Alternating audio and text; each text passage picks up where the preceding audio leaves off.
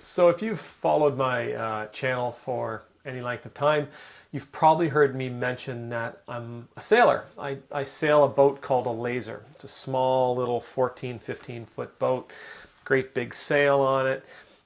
Here's a picture of me sailing. And this is me. And this is a video of me sailing a while back.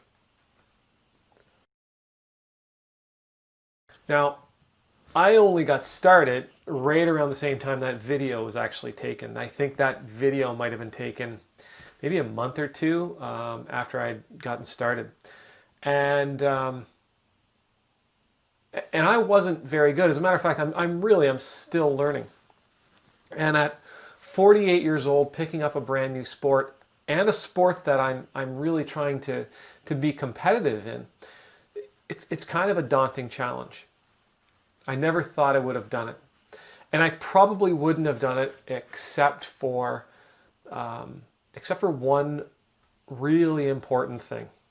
My name is Ed Trevors. I'm an Anglican priest in the Diocese of Nova Scotia and Prince Edward Island. I get to serve in the beautiful town of Shelburne, Nova Scotia, in the awesome parish of Church Shelburne that sits on the ancestral and on the unceded territory of the Mi'kmaq people. And today, I want to talk to you about the world's need for coaches. Because as I said, I probably never would have started sailing except for one really important thing.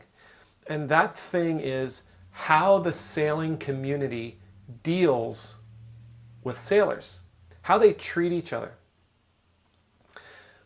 I'm sure if you've been around YouTube, you've seen lots of different channels out there meant to help you become a better person.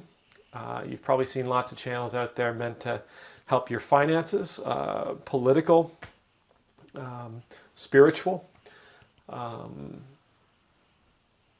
movie reviews, music reviews. There's a million different. It seems like there's a ton of YouTube channels out there.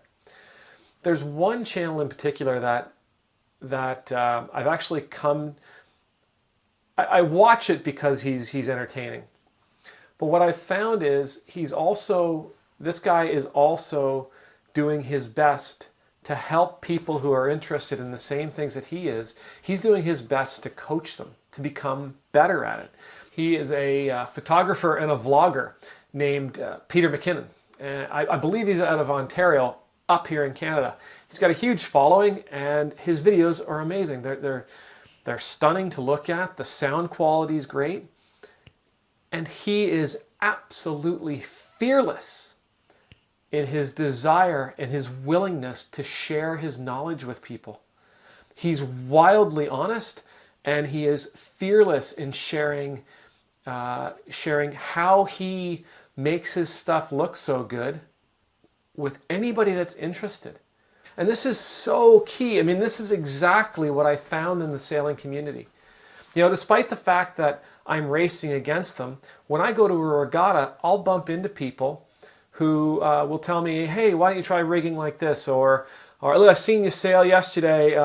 What if you tried this? Or what if you tried that? Or around my own club here in Shelburne, I've got a great group of teammates that are always encouraging me and always trying to build me up. Because the thing that I think we all realize is, as one of the newer sailors, if I get better at it, I'll be able to challenge some of our more experienced sailors. And if I can challenge them, then that will make them become better. And so there's that old passage in the Bible that iron sharpens iron. And it's so true. If I come across somebody that's interested in doing something that I'm doing, it's actually in my best interest to help them improve, to help them get better at it. Because if they get better at it, if they improve, then in order for me to compete, and we all want to compete, I have to get better and I have to improve. Having other people who are doing similar things and sometimes doing it better, sometimes doing it in a new way, sometimes being innovative, it forces us to let go of what we think we know or what we think is good enough, and we strive for something else. We strive for something better. It takes a special kind of person to do it. You have to be secure in your ability. You have to be secure in your dream. You have to be secure in your call. Our world right now needs people willing to stand up and to help others get better at doing certain things. There's lots of resources out there, no question at all. There's a million new YouTube resources. There's many books, but it's not the same as our communities. Our communities need you and I to stand up and be willing to share the things that we're really good at. Be willing to share that stuff freely. Be willing to give it away in the hopes that the people we're working with will become better at it so that they can personally grow because of it. We don't have to be afraid. If they get so good that they begin to challenge us, then that means we have to pick up our game, which is only going to make us better. Even if they don't become as good as you are, at the end of the day, they're still better off for what you've taught them. They're still better off for the relationship that your instruction would have built between the two of you. They're still better off because this new skill, this new talent, this new passion of theirs makes them feel better about themselves. So listen, don't be afraid. Don't be afraid to coach your neighbors.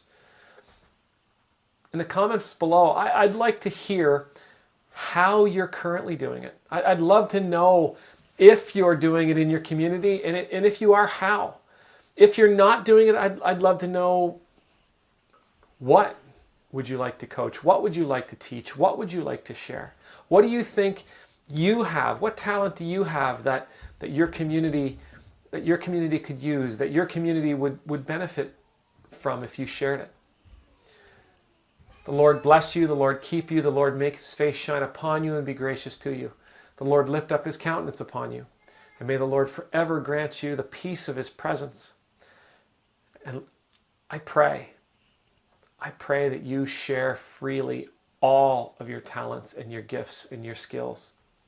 And just see what happens when people begin to. And I pray that you will choose to share your gifts and talents with all the people around you. Amen.